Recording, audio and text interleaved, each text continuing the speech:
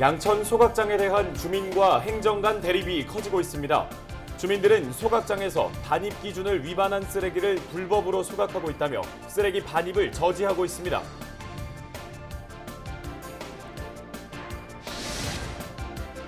서울의 주택 공급을 늘리기 위해 추진 중인 공공재개발 시범 사업이 인기를 끌고 있습니다.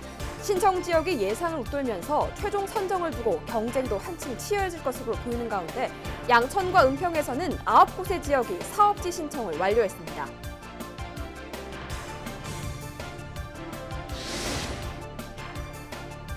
은평구 주민참여 예산제의 10년을 돌아봅니다. 여러 성과는 물론 한계도 있었는데요. 주민들의 참여를 장려할 방안은 없을지 알아보겠습니다.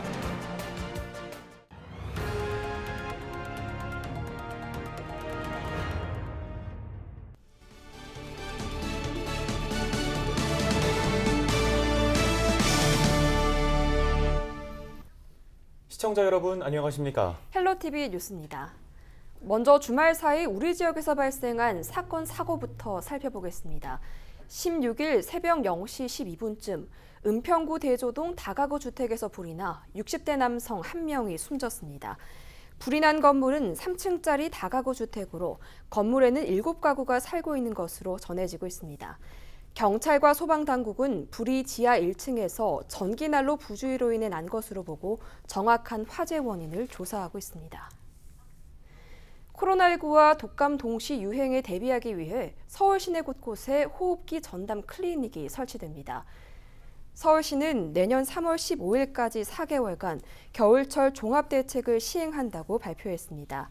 이 기간 동안 서울시는 보건소 등의 34곳의 호흡기 전담 클리닉을 설치해 호흡기 질환 환자를 1차적으로 진료하고 필요하면 코로나19 검사를 받을 수 있도록 할 계획이라고 밝혔습니다. 이는 호흡기 발열 증상 환자들의 병원 진료 거부 사례를 최소화하고 의료기관 감염을 방지하기 위한 겁니다. 시는 코로나19 무증상 확진자 격리 치료를 위해 생활치료센터의 예비병상도 미리 확보하기로 했습니다. 이외에 겨울철 폭설 대비를 위한 재난안전대책본부도 24시간 운영합니다. 다음 소식입니다. 무용지물이 된 양천 소각장 공동이용 협약서 관련 보도 여러 차례 전해드렸습니다. 주민들은 서울시가 협약 내용을 지키지 않을 경우 쓰레기 반입을 저지하겠다고 예고했는데요. 주민 집단 행동이 현실화하면서 양천 소각장의 행정과 주민 간 대립이 커지고 있습니다. 심다희의 기자입니다.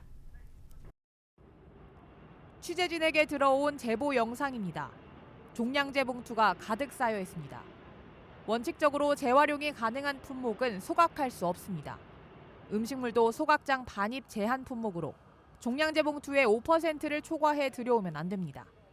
양천구 일부 주민들은 서울시가 반입 기준을 위반한 쓰레기를 분류하지 않고 있다며 양천 소각장 불법 소각 의혹을 제기합니다. 주민들은 매일 아침 소각장에 들어오는 쓰레기차를 막아서고 있습니다. 음식물 쓰레기나 폐비닐 소각해서는 안 될 차량들이 거의 90% 이상 들어오고 있습니다. 그래서 주택가에서 불법 소각을 하고 있습니다. 이게 문제여서 주민들이 지금 참다 못해서 현장에 나온 것입니다. 상황이 이런데도 행정당국은 반입에 문제가 없다는 해명만 내놓습니다. 반입 쓰레기에 위반 사항이 있을 경우 해당 차량에 반입 금지 처분 조치를 내린다고 설명합니다. 또 소각 불가 품목이 보인다고 해서 무조건 불법 소각이라고 주장하는 주민 의견은 사실이 아니라고 덧붙였습니다. 이물질이 묻었다거나 그다음에 혼성이라거나 이런 부분들은 재활용이 안 되는 품목들이 대부분이에요. 그래서 이제 소각장으로 들어오는 거거든요. 근데 이제 그거를 소각장으로 무조건 들어오면 안 된다고 이제 말씀들을 하시는데 그런 부분들은 좀 오해가 있으신 것 같습니다. 주민 집단 행동으로 한때 소각장 내에서는 고성과 몸싸움이 일어나기도 했습니다. 서울시는 주민들의 행동이 업무 방해라며 집단 행동 자제를 촉구했습니다. 양천 소각장 공동이용 협약 이후 10년째 지속 중인 주민과 행정의 갈등. 이런 가운데 서울시는 무용지물이 된 공동이용 협약서에 대한 뾰족한 대책은 내놓지 못하고 있습니다. 헬로티비 뉴스 심다희입니다. 서울의 주택 공급을 늘리기 위해 추진 중인 공공재개발 시범 사업이 인기를 끌고 있다는 소식 전해드린 바 있습니다. 이 공공재개발 신청 지역이 예상을 웃돌면서 최종 선정을 두고 경쟁도 한층 치열해질 것으로 보이는데요. 네, 인기 요인은 무엇인지 짚어보겠습니다. 전 건국대 건축공학과 안형준 교수와 연결되어 있습니다. 교수님 안녕하십니까? 네, 안녕하세요. 네, 먼저 공공재개발이 기존의 일반 재개발과 다른 점은 뭔지부터 짚어주시죠. 네, 공공재개발은 한국토지주택공사 LH나 서울주택도시공사 SH에서 집값 안정을 위해 추진하는 재개발 사업입니다. 그렇기 때문에 기존 일반 재개발보다 용적률을 최대 500%까지 높여주고 높이를 최대 50층까지 짓게 해주고 인허가 절차도 간소화시켜주고 분양가 상한제도 우리가 제외시켜주고 보통 10년 이상 걸리는 사업을 5년 이내로 단축시켜주는 여러 가지 혜택이 주어지는 공익을 위한 개발 사업입니다. 네, 양천구에서는 신월 7동이 공공재개발 사업 공모에 신청했습니다. 근데 이곳은 공항 인근이어서 고도 제한이 있는데 이 특징이 어떻게 작용할까요? 제가 알기로는 신월 7동은 4층 이하의 연립주택이나 단독주택이 많기 때문에 다른 지역처럼 공공재개발의 특혜인 용적률 500%라든지 최대 50층을 원하는 입주자들에게 만족스럽지 못하는 재개발 사업이 될 수 있다고 생각합니다. 왜냐하면 신월 7동이 다른 지역과는 달리 김포공항 인근이라는 고도 제한을 받고 있기 때문입니다. 네, 알겠습니다. 이 은평구 수색동 햇빛마을을 비롯해서 기존의 도시재생과 관련된 지원을 받아온 지역 4곳이 이번에 공공재개발 시범 사업에 지원을 했는데요. 주민들이 도시재생보다 이 공공재개발을 선호하는 이유는 어디에 있다고 보시나요? 네, 맞습니다. 이 지역은 도시재생 사업의 하나인 관령 주거 환경 개선 작업 지역입니다. 그리고 이를 위해 이미 상당한 예산이 투입된 것으로 알고 있습니다. 그런데 지금 도시재생보다 공공재개발하는 것이 자신들에게 더 큰 개발 이익이 있다고 생각하는 것 같습니다. 그러나 공공재개발은 공익을 위한 재개발이기 때문에 자신들의 어떤 투자 의욕을 높이는 데 활용돼서는 절대로 안 된다고 저는 생각합니다. 네, 서울 공공재개발 시범사업 공모에 60여 곳이 신청을 했는데요. 교수님이 생각하시기에는 어떤 지역이 공공재개발 시범사업 대상지로 선정돼야 한다고 보십니까? 네, 그동안 정부에서 주택 가격 상승을 막기 위해 실시한 재건축 초과 이득 환수제를 도입했지만 오히려 도시정비 사업을 억제하는 결과로 나타내서 결국 정부 예상과는 달리 집값이 엄청나게 급증하게 되었습니다. 그래서 정부는 이에 대한 대책으로 얼마 전 8월 4일 8.4 부동산 대책의 일환으로 서울시의 주택 4만 호의 공급을 급히 하겠다는 생각으로 공동재개발, 공동재건축 사업을 실시하게 되었습니다. 그렇기 때문에 저는 정부의 이와 같은 정책이 합당한 지역이 시범지역으로 먼저 선정되는 것이 바람직하다고 생각합니다. 재개발이건 공공재건축이건 집값이 너무나 터무니없는 상승을 하기 위해 급히 마련된 정책입니다. 저는 공공재개발과 공공재건축으로 집값이 조금이라도 안정되는 데 기여해야 되는데 공공재개발과 공동재건축이 오히려 집값을 상승시키고 투기의 지역이 돼서는 절대로 안 된다고 생각합니다. 네, 잘 들었습니다. 오늘 관련 말씀은 여기까지 듣겠습니다. 지금까지 전 건국대 건축공학과 안형준 교수였습니다.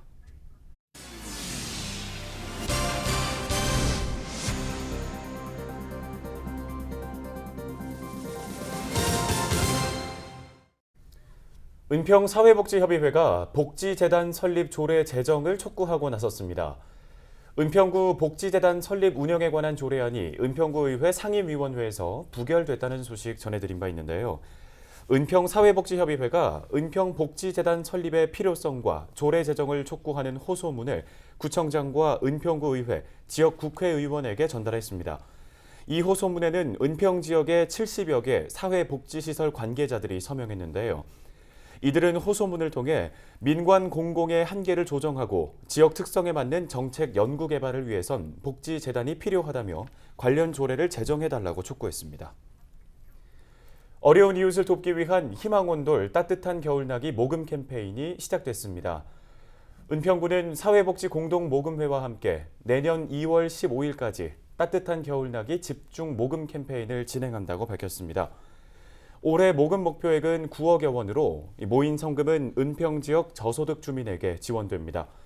올해는 코로나19 확산 방지를 위해 오프라인 모금 행사는 진행하지 않습니다.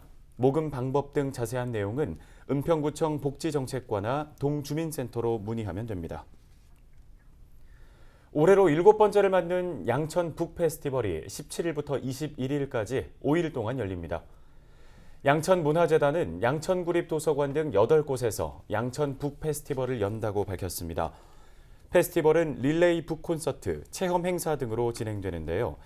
양천문화회관에서 열리는 릴레이 북 콘서트에는 트렌드 코리아 2021의 최지혜 작가, 심리학으로 떠나는 가을 여행의 곽금주 작가 등이 참여하고 양천구 8개 도서관에서는 드로잉쇼 등 다양한 형태의 공연으로 풀어가는 책 이야기 공연이 진행됩니다. 은평구의회 재무건설위원회가 서울 에너지 드림센터를 견학했습니다. 서울 에너지 드림센터는 에너지 소비량을 일반 건물의 70%로 줄이고 남은 30%의 에너지는 신재생 에너지 설비를 통해 충당하는 에너지 자급자족 건축물입니다. 은평구 의회는 현장 방문해서 은평구에도 에너지 자립형 건물을 도입할 수 있는 방안 등에 대해 논의하는 시간을 가졌다고 밝혔습니다. 정준호 재무건설위원장은 이번 현장 견학을 토대로 에너지 자립형 건물을 확산시킬 수 있도록 위원회 차원에서 노력하겠다고 강조했습니다.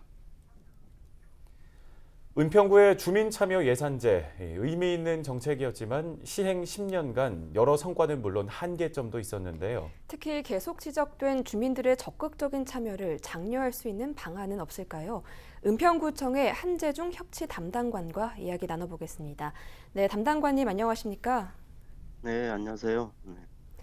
네, 먼저 지난 10년 동안 주민참여 예산제를 시행하면서 느끼신 성과와 한계를 짚어주시죠. 우선 성과를 제 입으로 말씀드리는 게 좀 그렇지만 은평구 참여에서는 주민에게 예산 권한을 돌려주어 주권 행사 등을 가능케 하고 주민이 주인 은평을 실현하고자 출발하였습니다.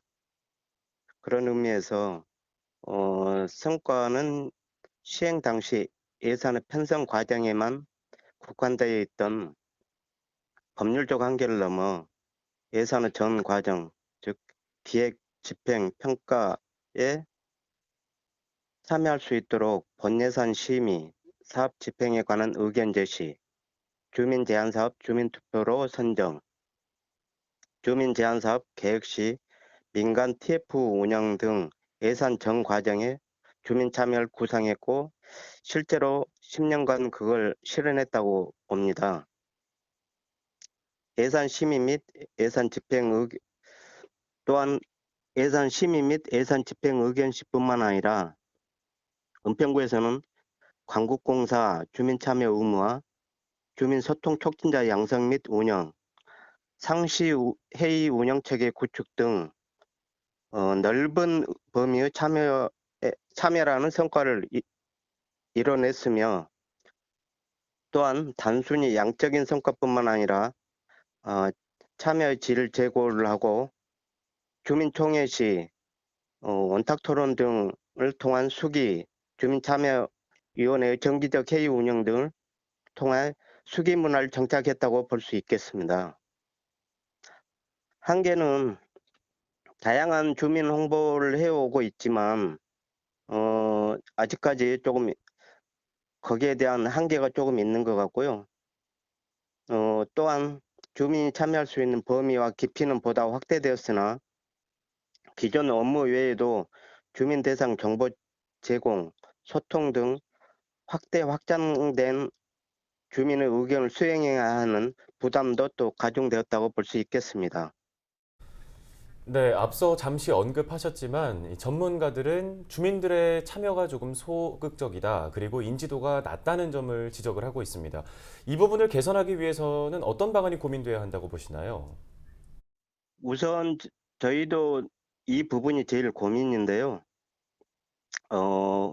홍보를 좀 더 다양한 채널을 통해, 즉 금년에도 뭐 여러 가지를 시행했지만 뭐 카드 뉴스 등 유튜브 등 여러 가지 다양한 채널을 통해 주민에게 홍보를 해야 될 것 같고요. 주민 참여 또한 경로는 확대됐다고 보지만 많은 주민이 참여할 수 있는 참여의 용이성이 좀 필요하다고 봅니다. 그래서 비교적 낮은 인지도와 소극적인 참여라는 한계를 가지고 있기 때문에 이를 극복하기 위해서는 보다 많은 주민들이 일상적이고 참여의 용이성을 제고하기 위해 은평구에서는 오프라인을 병행하여 주민 의견을 듣는 주민 참여 플랫폼을 준비하고 있습니다. 네, 또 일부 동에서만 시행되어 온 서울형 주민자치회가 내년이면 전동으로 확대가 됩니다. 주민이 직접 마을 문제를 발굴하고 정책 의결까지 하게 되는데요. 이 과정이 투명하게 이루어지려면 어떤 노력이 필요할까요? 우선 주민자치라는 게 주민들의 역량을 키워가지고 지역 문제를 스스로 해결하자는 취지입니다. 그래서 우선 각 동에서는 보다 많은 주민들이 참여할 수 있도록 적극적으로 홍보하고 안내할 필요가 있고요. 은평구에서는 지난 2년간 아마 시범동을 통해 나타났던 문제점 등을 개선 보완하기 위해서 조례 개정 등을 통해 많은 보완을 하고 개선도 준비하였습니다. 주민자치 시행에서는 주민들이 지역을 스스로 운영하는 의의가 크다고 봅니다. 그렇기 때문에 주민들께서 주인의식을 가지고 각 지역별 회의 및 총회에 참여하여 주신다면 좀 더 투명하고 지역이 운영될 수 있을 거라고 봅니다. 예, 이상입니다. 네, 알겠습니다. 지금까지 은평구청 한재중 협치 담당관이었습니다.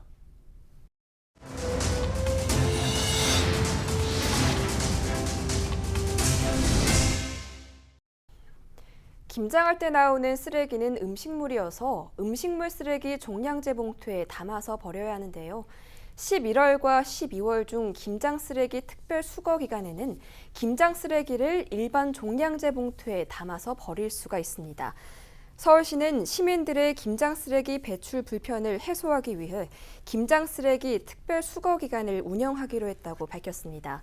다만 자치구별로 특별 수거 기간, 사용 가능한 종량제 봉투 규격 등 배출 방법이 달라 자치구별로 배출 방법을 사전에 확인해야 합니다.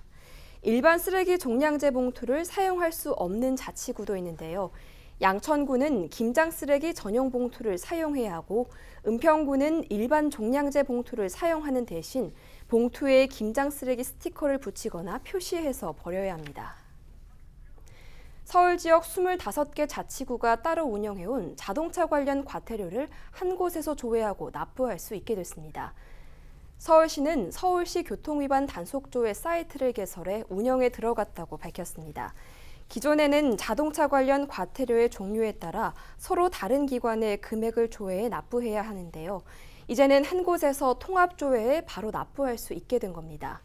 이 사이트에서는 서울시 전역의 공영 주차장과 견인 차량 보관소 위치, 불법 주정차 무인 단속 카메라 위치 정보도 확인할 수 있습니다. 은평구가 내년 상반기 공공 일자리 사업 참여자를 모집합니다. 선발 인원은 안심 일자리 사업 150여 명, 공공사회적 일자리 사업 120여 명입니다. 모집 기간은 다음 달 4일까지며 거주지 동주민센터에서 접수할 수 있습니다. 공공 일자리 사업에 참여하면 1일 6시간, 주 30시간 일하고 5만 3천 원을 받으며 4대 보험에 의무 가입됩니다. 자세한 내용은 은평구청 홈페이지나 은평구청 일자리 경제과로 문의하면 됩니다. 헬로티비 뉴스는 언제나 지역 주민 여러분 곁에 있겠습니다. 함께해 주신 여러분 고맙습니다.